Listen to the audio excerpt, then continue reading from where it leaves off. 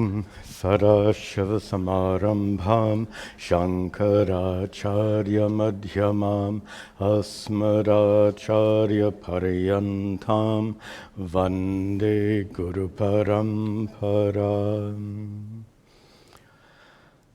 Om. Be seated, please. Parameshvara. Good.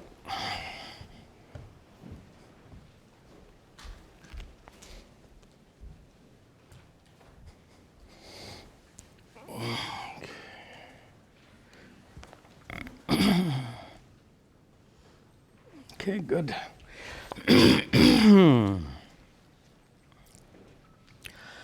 Om Sahana Vavatu Sahano Bhunaktu Sahaviryan Karavavahai Tejasvinavadhitamastu ma vidvishavahai.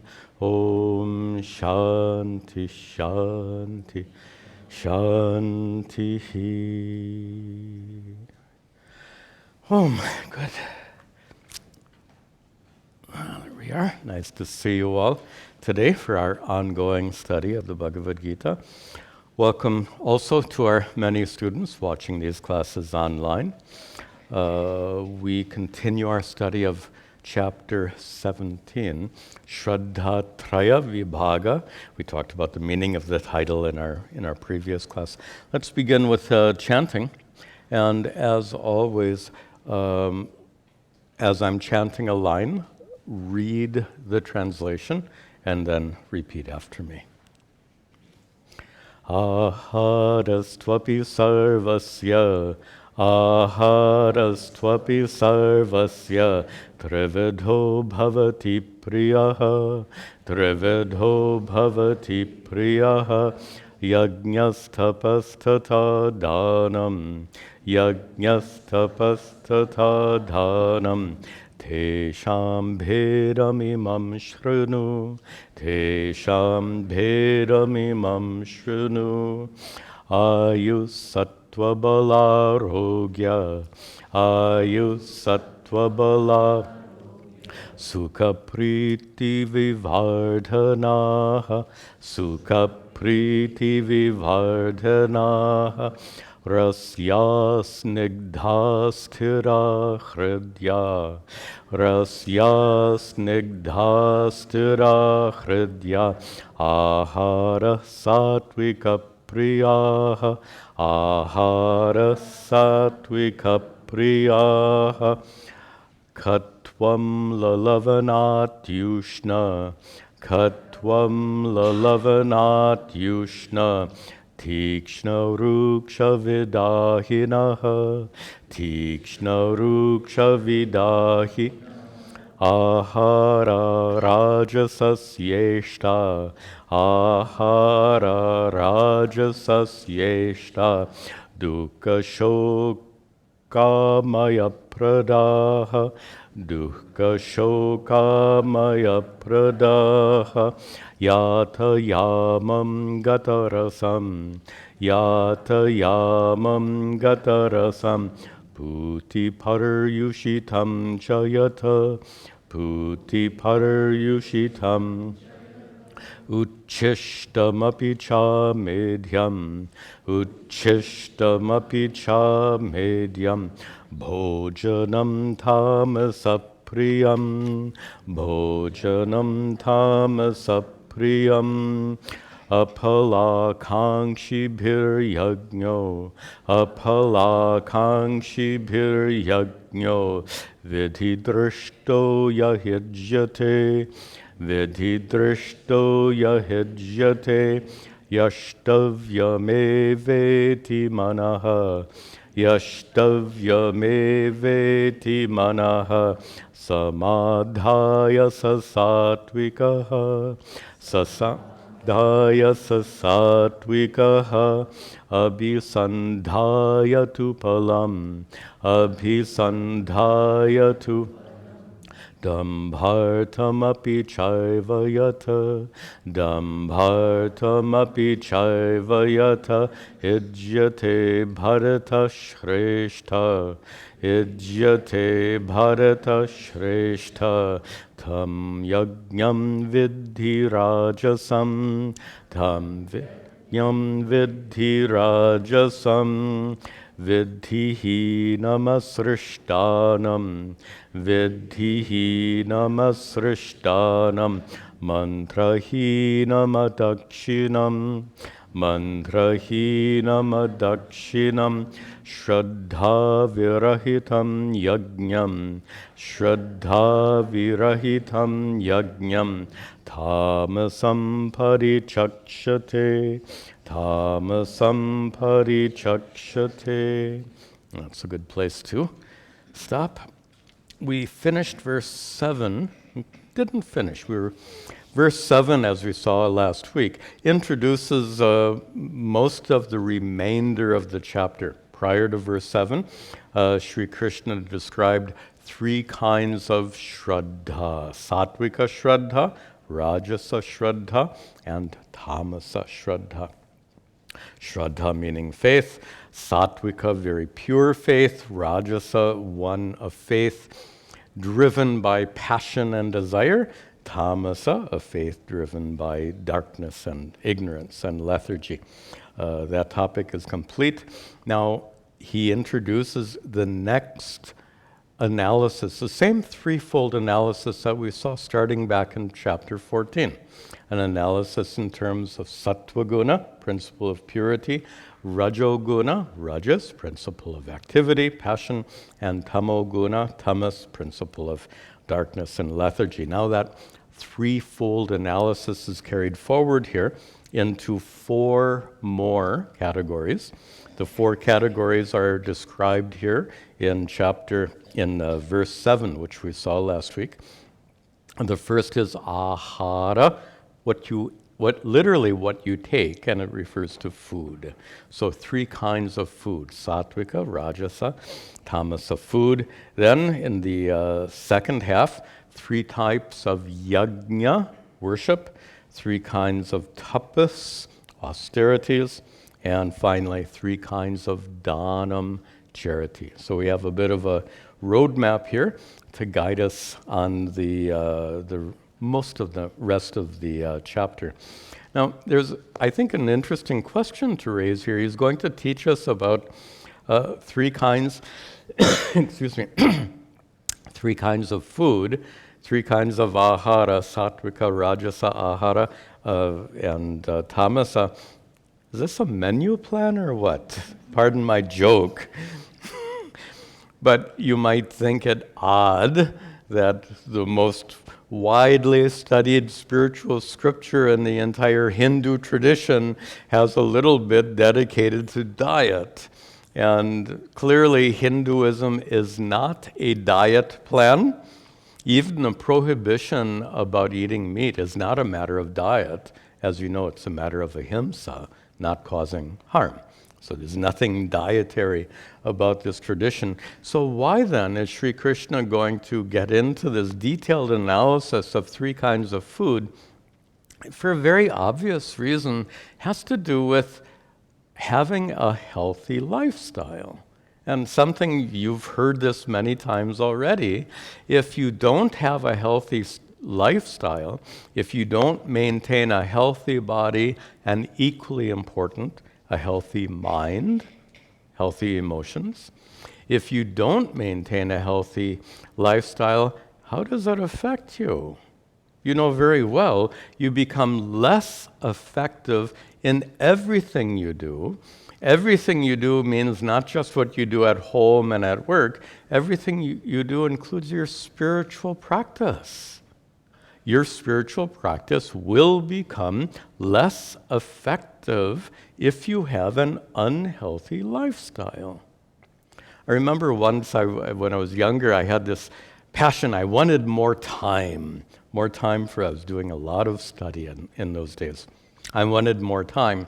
So I decided to reduce the amount of sleep I got each day. And then maybe I was getting 7 hours, so I reduced it to 6. Then I reduced it to 5.5. Then I reduced it to 5. And pretty soon I found myself non-functional during the day, which was counterproductive, right?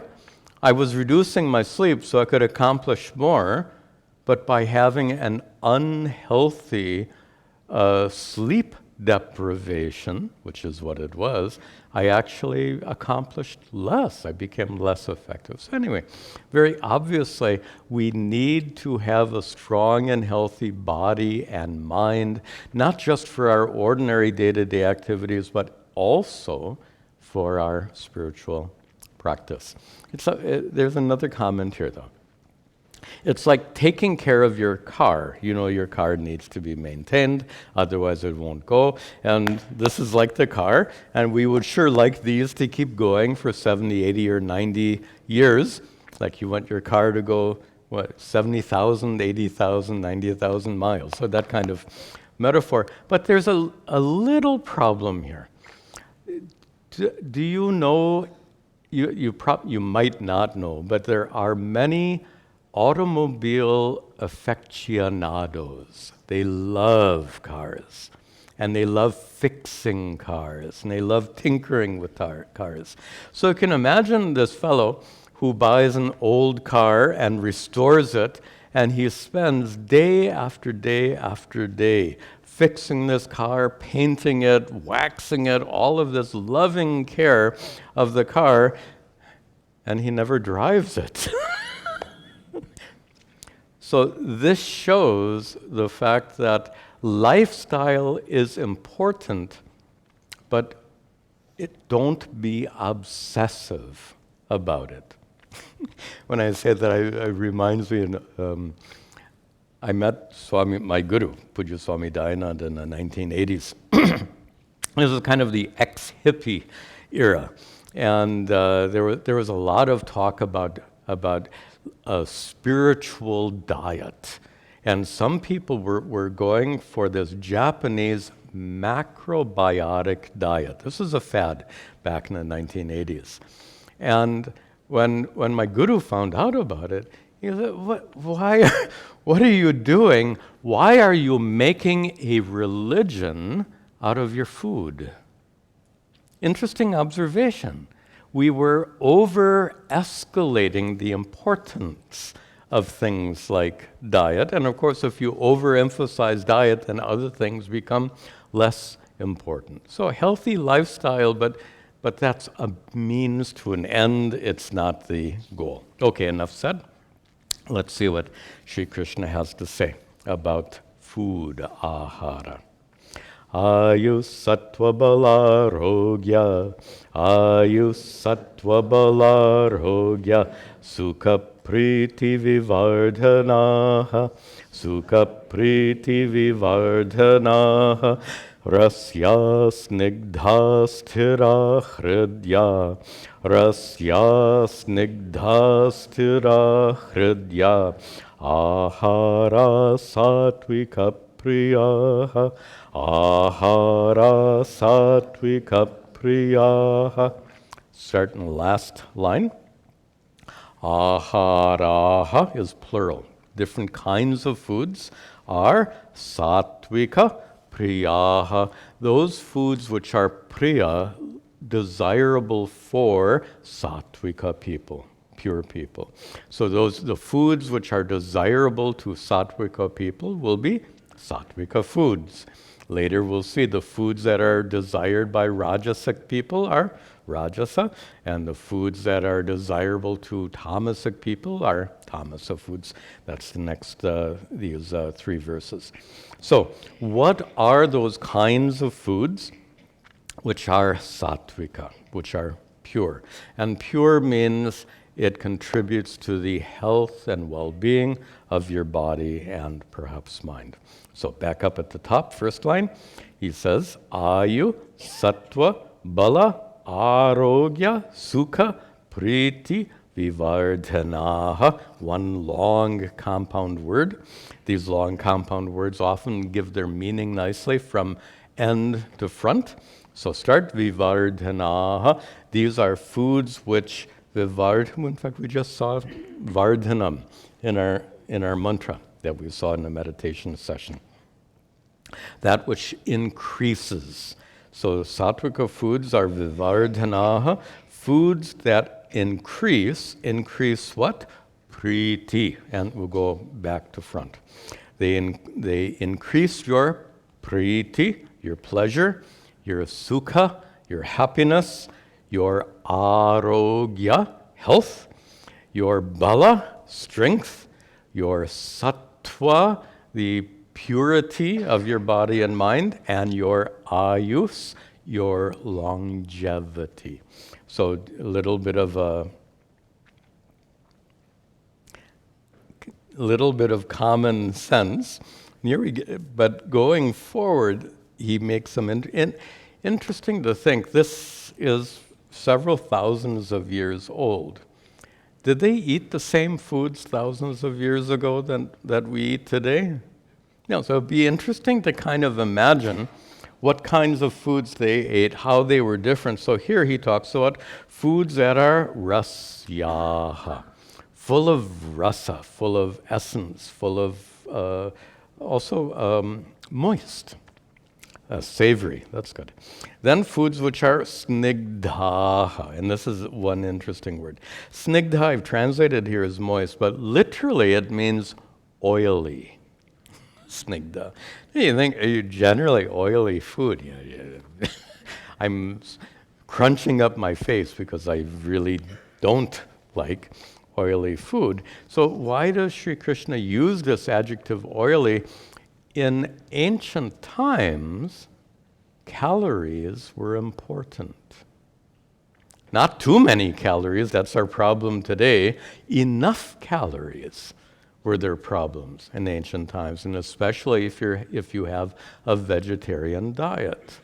So oil was an important source of calories in ancient times, therefore snigdaha. Also foods which are sthiraha, sturdy, foods which give you firmness, and hridyaha, foods that are desirable, pleasant, foods that you like.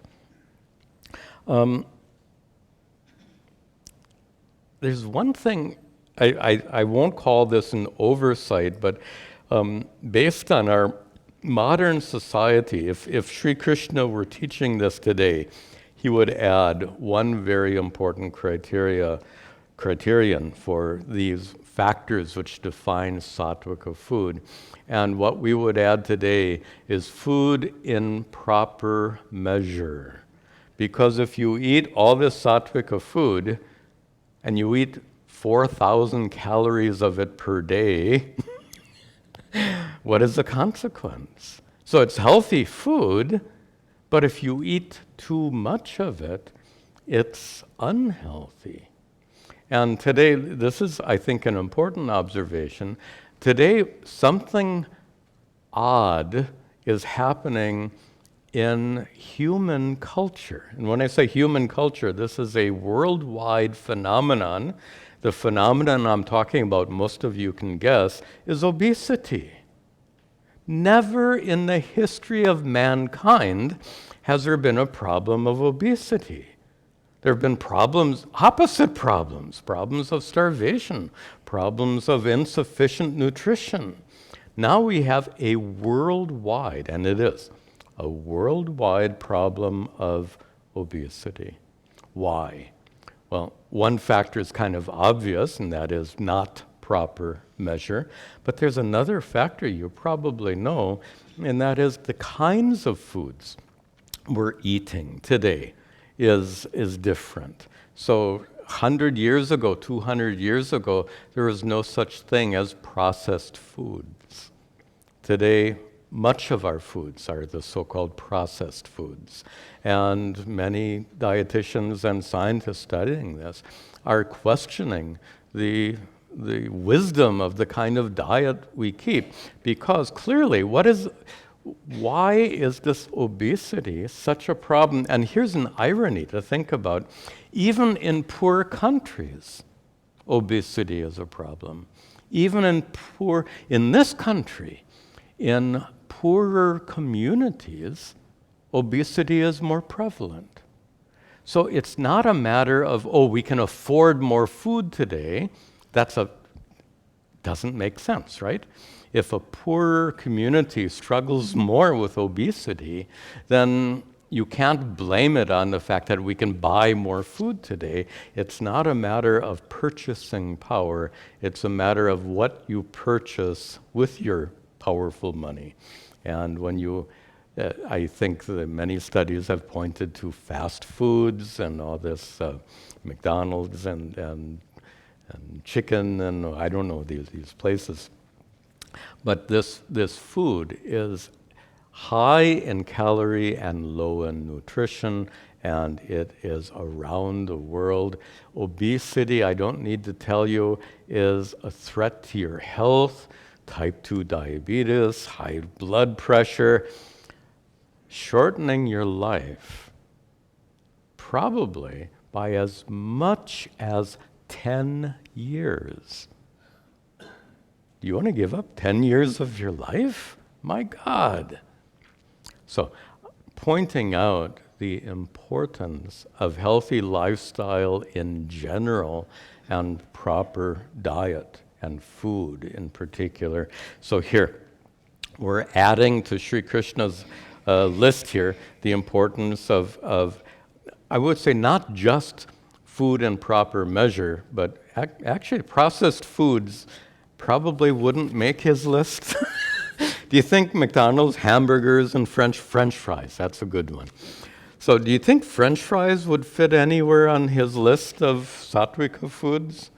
So nothing wrong with a potato, but then you fry it in oil until a teaspoon of oil has penetrated each one of those little French fries. My gosh, how? You get the point.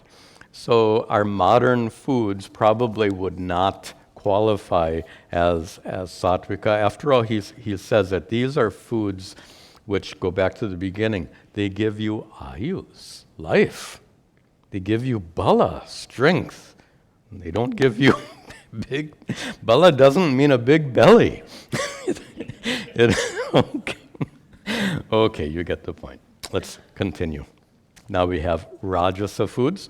Katvam lalavanat yushna, katvam lalavanat yushna, tikshna ruksha vidahinaha, tikshna ruksha vidahinaha, ahara rajasasyeshta, ahara rajasasyeshta, dukkha shokamaya pradaha, dukkha shokamaya pradaha. Start in the third line. Aharaha. These are different kinds of foods which are rajasasya ishta. We have to break the words apart. Which are desired by people who are rajasa. And which are rajasic foods. What are those rajasic foods? Go up at the top. Foods that are katu. You have to break a lot of words apart here. Katu means bitter. Katu, bitter. Amla, many of you know, means sour. Amla. Lavana is salt. And ati ushna. Again, we have to break the words apart. Ushna, hot.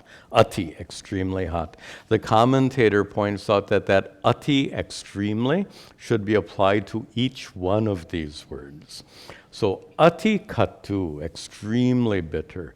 Ati amla, extremely sour. Ati lavana, extremely salty. Ati ushna, extremely hot. Ati tikshna. Tikshna is harsh, pungent, sharp. Ati rukshna. Rukshna, astringent. I don't even know what astringent means. Drying. It makes your mouth dry. And foods which are vidahinaha, that's a pretty obvious one, burning. So too much chilies. And the fact is, especially in Indian cooking of South Asia in general, a lot of spices are used, and you know very well, sometimes too much chili, etc. And you know it's too much if you feel if you feel it after you've eaten, then it's too much. And perhaps even if you don't feel it after you've eaten, some of the consequences of especially too much chili, I believe it can actually cause for some people, it can cause gastric ulcers and other problems. Some people get this problem of reflux, yes, acid reflux. It causes a lot of burning and agitation. It can actually injure your throat and larynx. So there are many health problems that can be caused by all these an excessive amount of spice. Notice Sri Krishna did use that word ati, excessive.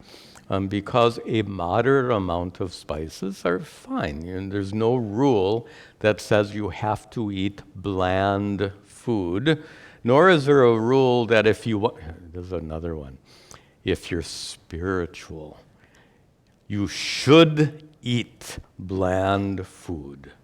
Huh? Should. There's that word.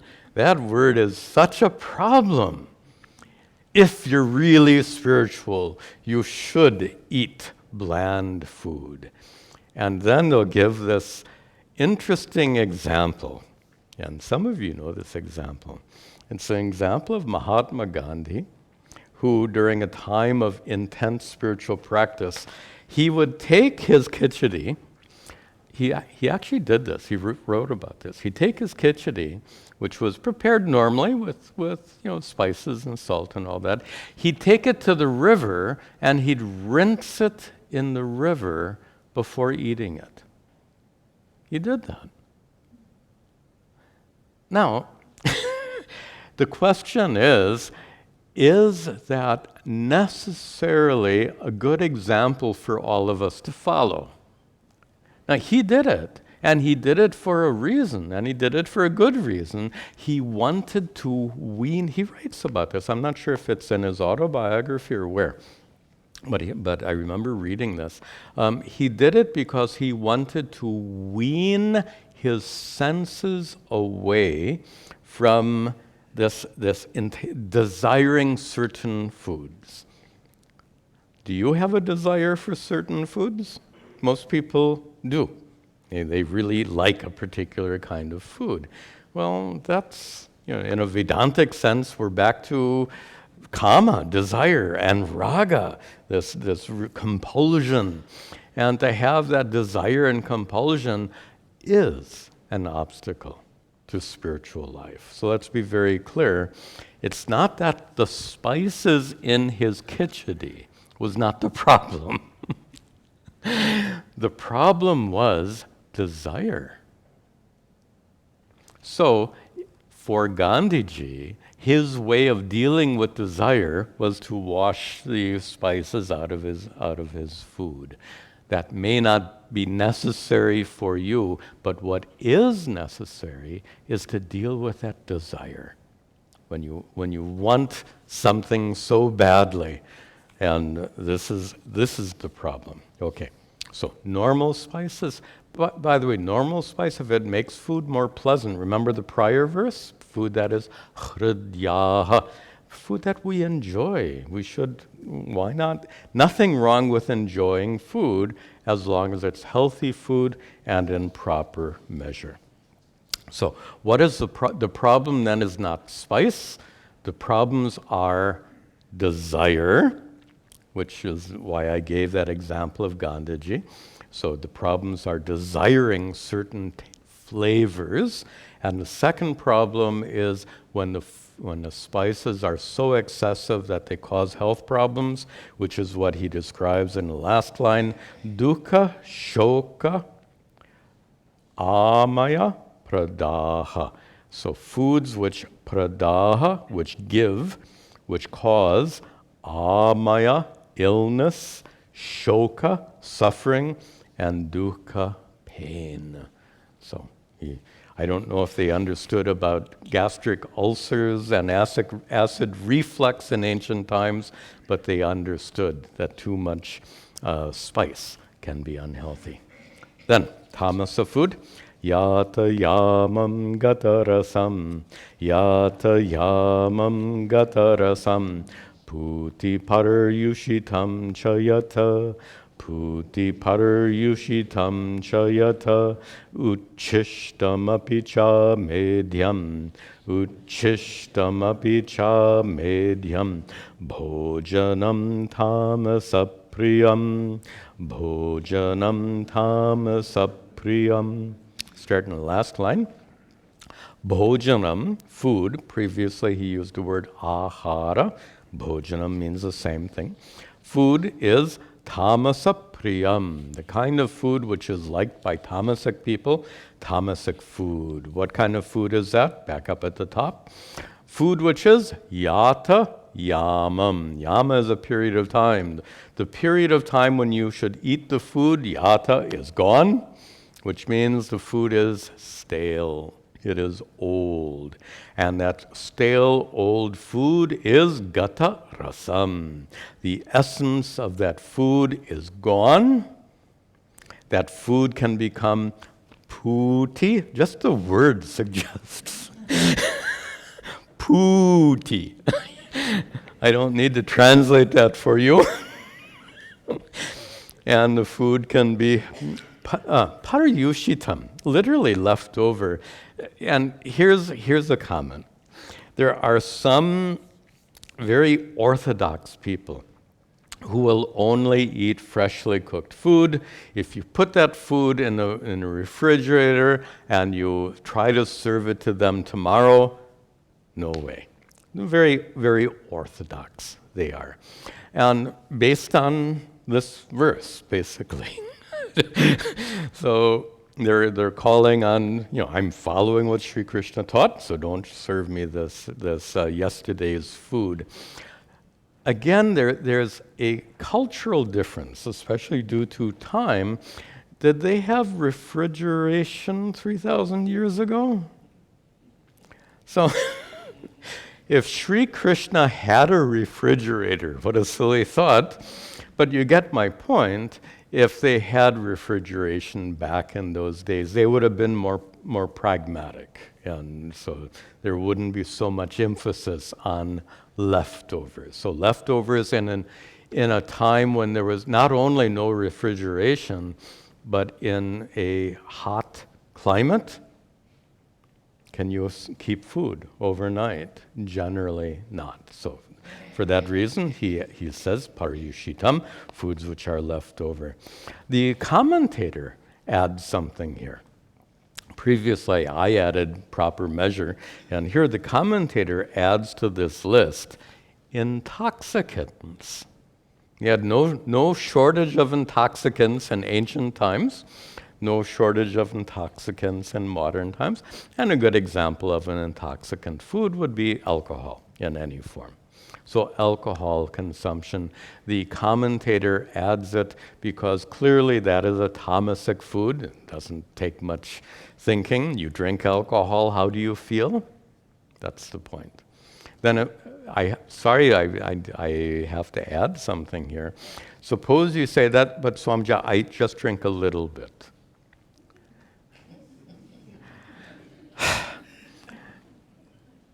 Alcohol is a poison to the body.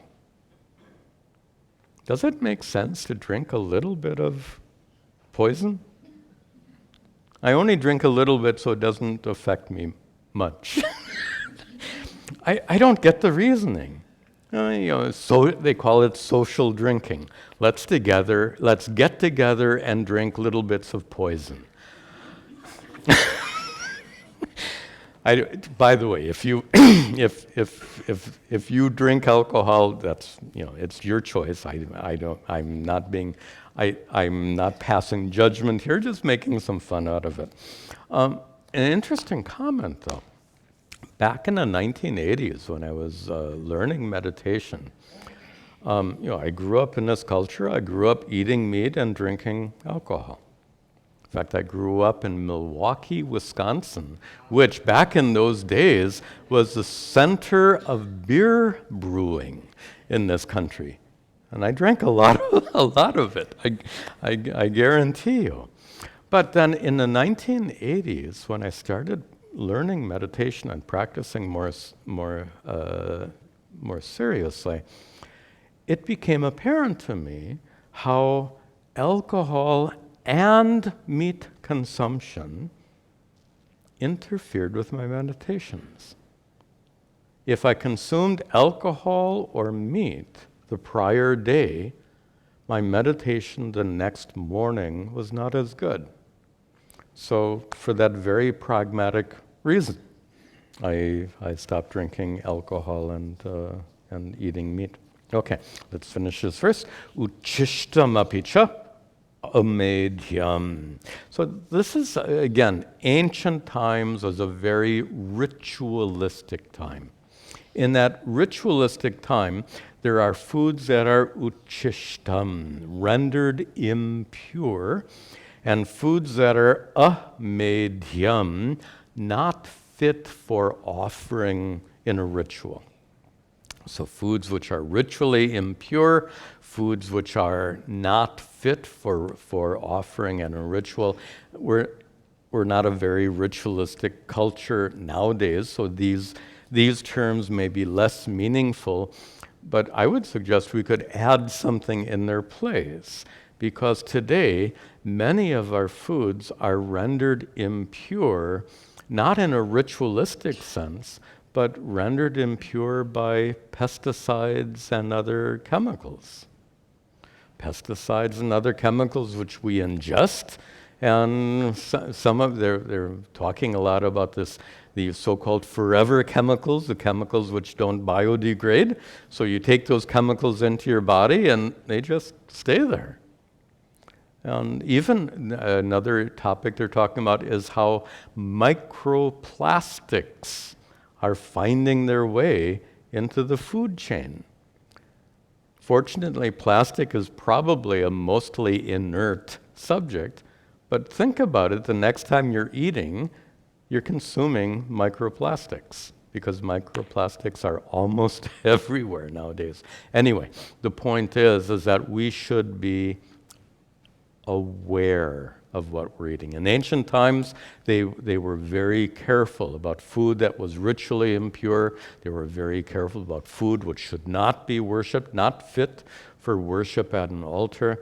And just like they were very alert and awareful, we too should be very alert and awareful.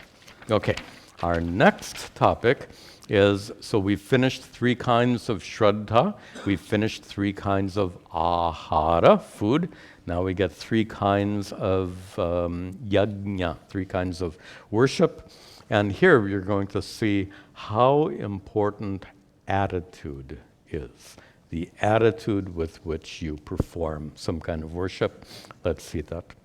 Apalakankshibhir yajno, apalakankshibhir yajno, vidhidrishto yahejyate, vidhidrishto yahejyate, yashtavyameveti manaha, yashtavyameveti manaha, samadhaya sasatvikaha, samadhaya sasatvikaha.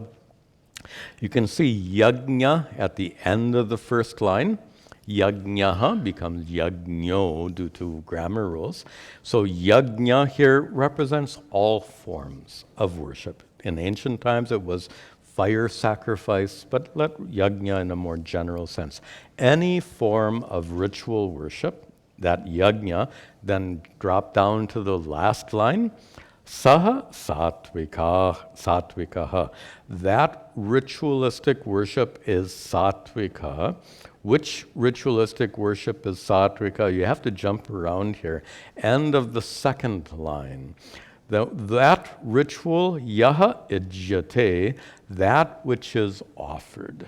that ritualistic offered, yaha ijyate, that which is offered how, back up a word, vidhi drishtaha, keeping the rules in mind, doing things properly, scripturally, appropriately. Vidhi drishtaha, so offering according to scriptural rules, and perhaps more importantly, in the very first word here, apala akangshibihi. It is offered by akangshibihi, by those who do not desire, that is the not to desiring, those who don't desire the phala, the fruits of worship.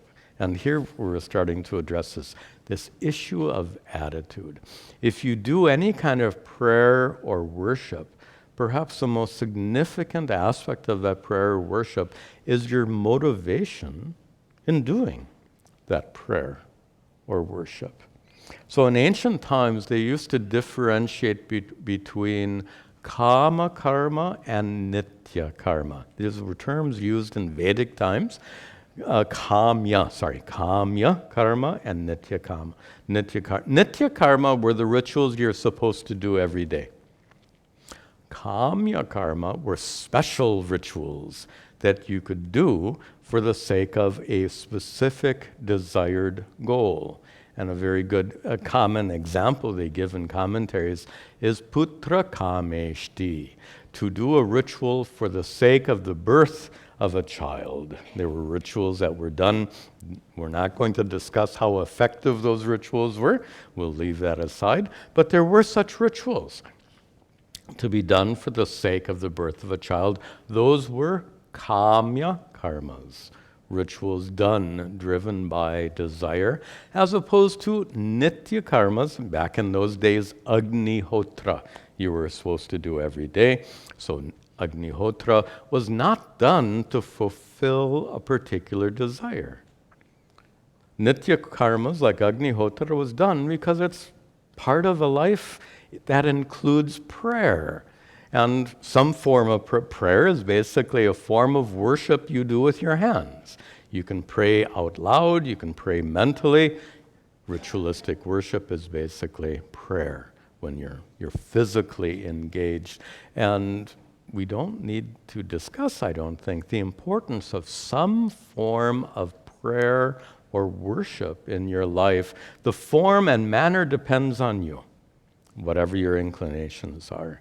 But if there's no prayer or worship of any kind in your life, you're truly missing out on an important aspect of your sadhana, your spiritual practice.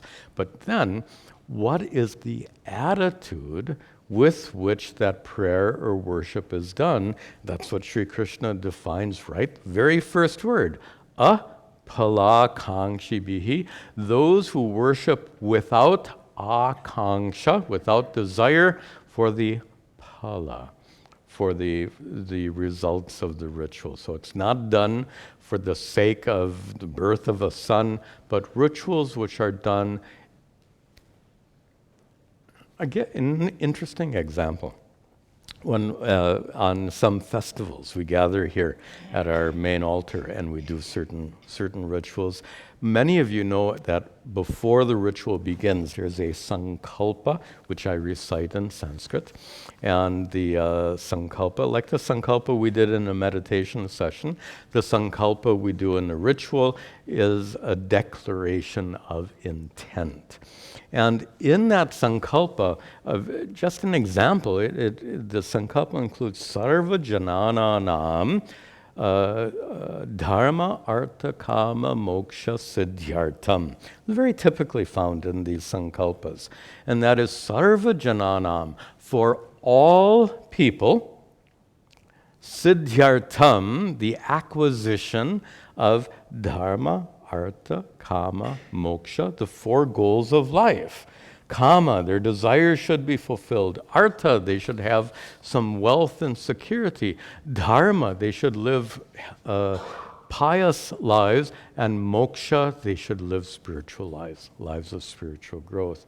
So that part of the sankalpa says we are doing this ritual, I'll just paraphrase, we're doing this ritual for the benefit of mankind. Excellent. Many, many rituals are done in that manner. And that's what distinguishes the rituals. The distinction between kamya karma, a ritual that you do for a specific reason, a specific goal, to fulfill a specific desire. Consider this, to do a ritual for the sake of getting what you want. That was a very common attitude in ancient times, less so today, but in ancient times it was very common. You would do an elaborate ritual with a fire, and you'd hire several priests, and you'd pour a lot of ghee into that ritual fire, ghee being something quite expensive and valuable in those days. So look at this. If you want something small, you can hire fewer priests and offer less ghee. If your request is bigger, you should hire more priests and offer more ghee. How is that? Does that sound a little bit like, sorry to use this term, bakshish? It's a bribe. Call it what it is. If you want something small, the bribe is small. If you want something big, you better be prepared. So this is just a very materialistic attitude which gets involved in religious life. This is a materialistic attitude towards religious practice, where you are paying off. Isn't that interesting? One of the Hindi expressions for God I find interesting, Uparwala. The guy up there. So here you are, you're paying off the guy up there. How? You put the ghee in the fire, and the flames and smoke take your offerings up to the Uparwala. Sorry for being a little sarcastic here, but you get the point. Intention is everything. Okay, so if you have a proper intention, that is, you're doing this ritual because prayer and worship is an important spiritual practice, and that prayer and worship should not be for the sake of fulfilling particular desires. What is the attitude? In the third line, Sri Krishna says what the attitude should be. Yashtavyam eva iti manaha. Iti manaha, your attitude should be yashtavyam. This should be done. This should be worshipped. This worship should be done. This prayer should be done. Some form of prayer or worship should be done as a part of your life of spiritual growth. Samadhaya, with that intention. With the intention that excludes, that's the first line, an intention that excludes doing a prayer or ritual for the sake of fulfilling a particular desire. Okay, enough said. Next. So that was Sattvika Yajna. Next, of course, comes Rajasa Yajna. Abhisandhaya tu palam, abhisandhaya tu palam, dambhartamapi chaivayata, dambhartamapi chaivayata, ijyate bharata shreshta, ijyate bharata shreshta. Tam yajñam vidhi rajasam, tam yajñam vidhi rajasam. Start in the second half. Sri Krishna addresses Arjuna, Bharata, Shreshta, O best of India, vidhi in the second line. O Arjuna, understand. Understand what? Yajñam rajasam. Tam Rajasam yajñam. Understand that which is Rajasa sacrifice, that which is back up, ijyate in the third line. what we call Rajasa Yajna is that which ijyate, that which is offered, worship which is done with what attitude? Now, first line. Abhisandhaya tu palam. Abhisandhaya, with the intent of getting the palam. Very clear. Rajasa Yajna is yajna done for the sake of fulfilling a particular desire. That is the intent, that is the motivation. Or dambha artam api chaiva yata, or that which is done dambha artam, for the sake of dambha, pretense, showing off. Now, that may sound a little obscure. What does it mean to use a ritual to show off?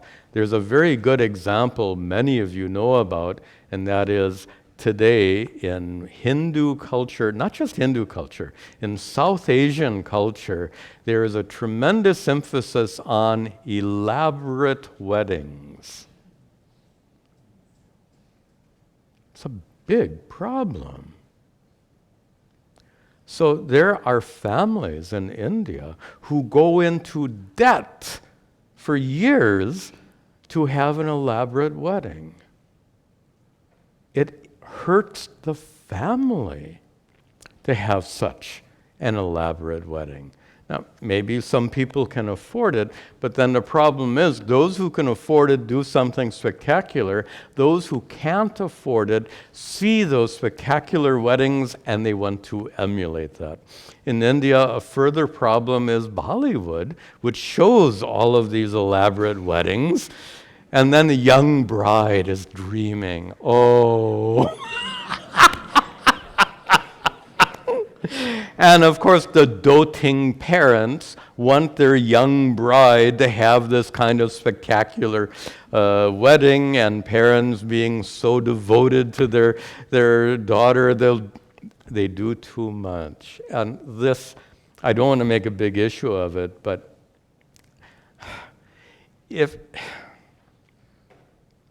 why? It's basically showing off. The meaning and importance of that wedding is not in how many people are coming. And you know what makes a wedding meaningful, and it's not how much money you spend on it. Anyway, I don't want to get carried away with this, but so in ancient times, I don't know if weddings were the big issue, but some people who had money would do very elaborate rituals. That was their way of showing off. They would hire more priests than anyone else, and they would do a more elaborate ritual with more offerings than anyone else did, and they did that for the sake of showing off. Anyway, that's again an example of a materialistic attitude being inserted into religious life. So the first one we discussed was doing rituals to fulfill, doing prayer or rituals for the sake of fulfilling specific wants, needs, desires. Materialistic attitudes inserted into religious life. And here's another problem, this tendency to show off, again, being inserted into religious life. Okay, one more verse.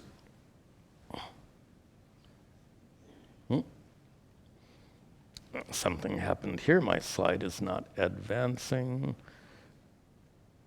There we go. All right. Yeah. Vidhihinam Vidhihinam Mantrahinam Mantrahinam Shraddha Virahitam Yajnam Tamasam Parichakshate.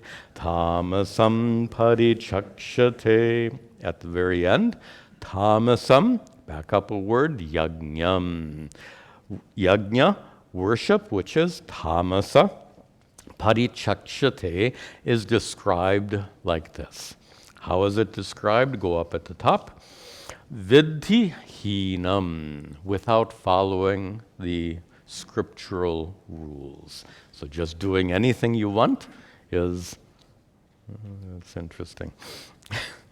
There is a famous guru in South India who does elaborate rituals. He invites thousands and thousands of people, and he basically does what he wants. I mean, it's not done in a scriptural manner. I'm not saying it's bad, but it is clearly not being done in a scriptural manner, and that's called here vidhihinam, not done according to scripture. Also, rituals which are, so what are those tamasa rituals? Rituals which are not done properly, rituals which are asrishta annam, rituals in which food is not offered. And the significance of this is easy to overlook because the food that is offered in an elaborate ritual is then distributed to everyone. And in some poorer communities, some of you know this in India today, in some poorer communities, the local temple offers and distributes food to those poorer people. So some people depend on that. We call it prasadam, that food which is first offered and then distributed amongst others. That is annam. So here, asrishtanam, rituals that don't offer food and distribute it as prasada. Rituals which are mantrahinam, done without proper mantras. And rituals which are adakshinam, given without gifts. So dakshina is sometimes a payment to the priest, sometimes it's a payment to other brahmanas, sometimes it's an act of charity to the community. So there should be some kind of distribution of wealth that goes along with that. All of this there's a related issue, and that is many times rituals are done without really understanding what the rituals are about. What is the meaning of offering ghee into that fire? What is the meaning of that harati lamp? What is the meaning of the 108 names that are being recited? To do rituals without understanding the meaning and symbolism is what leads to these problems. And the fact is that I would say the vast majority of pious Hindus do rituals without fully understanding the meaning of the mantras and the symbolism of each step of worship. There's a funny joke coming. If you don't understand the symbolism, you can get in trouble. And I'll share with you, I think, one of the most hilarious jokes my guru ever taught, which shows what happens when you don't understand meaning and symbolism of ritual. So there was this fellow doing an elaborate ritual, and a priest was guiding him to do the ritual, and in front of him there was two patras, vessels. In one there was water, and the other there was ghee, which was to be offered. So the priest was giving this guy instruction what to do, and he said, take the water and sprinkle it. And he took the water and sprinkled it. Take the water, and you have to do sprinkle yourself. You have to sip the water. to do it. They call that achamanam. You take some water and sip it, and say a mantra, take some water, sip it to him. This guy is doing all of this. He has no idea what he's doing. He's just taking this water, doing all, and he does all of this. And then the priest points to the ghee, and this fellow takes the ghee, puts it in his hand, and sips it. At which point the priest freaks out, to use the American expression. He says, no, in the fire. And this fellow is so up, he doesn't know what to do. He spits the ghee into the fire. It's a hilarious joke. My guru loved to tell this one, and it makes a good point. And that is, if you don't understand the meaning and symbolism, you could be the person spitting ghee into the fire. So it's essential to know. And then finally here, Shraddha Virahitam. So rituals which are rahitam, devoid of Shraddha. Shraddha, literally faith, but here it means, in a broader sense, emotional engagement. Shraddha doesn't mean emotional engagement. In this context, that's a good interpretation. Emotional engagement. Why? So many people do rituals mechanically. Big problem. There are people who, for decades, get up every morning and do the same ritual. And as they're doing the ritual, they're thinking about what they have to buy when they go to the store. Huh? Where are their minds?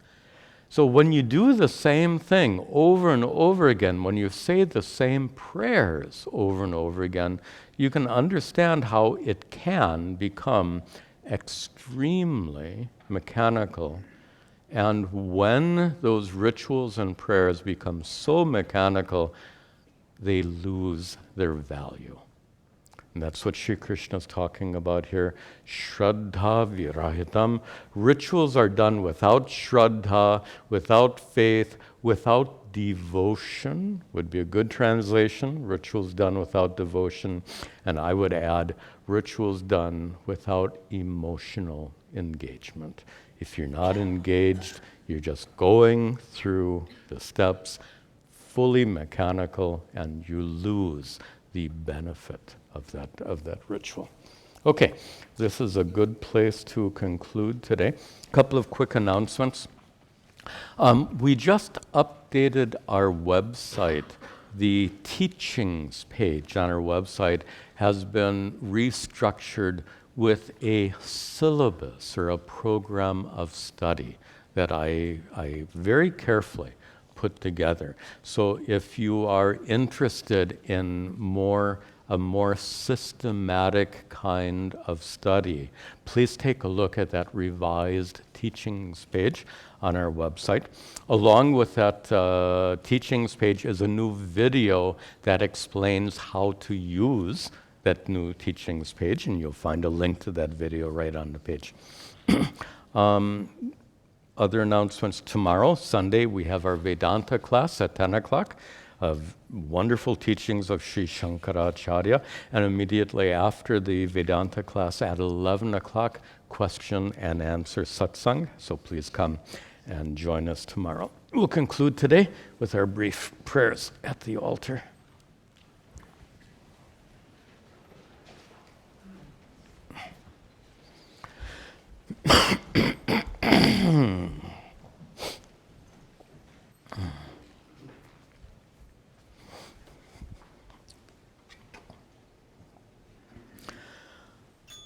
Om Gananahan Tva Ganapatigam Avamahe Kaving Gavinam Upamashravastamam Jeshtarajam Brahmanam Brahmanaspatahana Shranvan Utavasira Saranam Om Mahaganapataye Namaha Ishvaro Gurudhatmeti Murti Bheda Vibhagine Vyomavad Vyapta Dehaya Dakshina Murtaye Namaha Vasudeva Sutam Devam Kamsa Chanuramardanam Devaki Paramanandam Krishnam Vande Jagadguru. Om Sarve Bhavantu Sukhinaha Sarve Santu Niramayaha Sarve Bhadrani Pashyantu Ma Kaschad Duhka Bhag Bhavet Asato Ma Sadgamaya Tamaso Ma Jyotirgamaya Mrityorma Amritangamaya. Om Shanti Shanti Shanti. Om Tat Sat.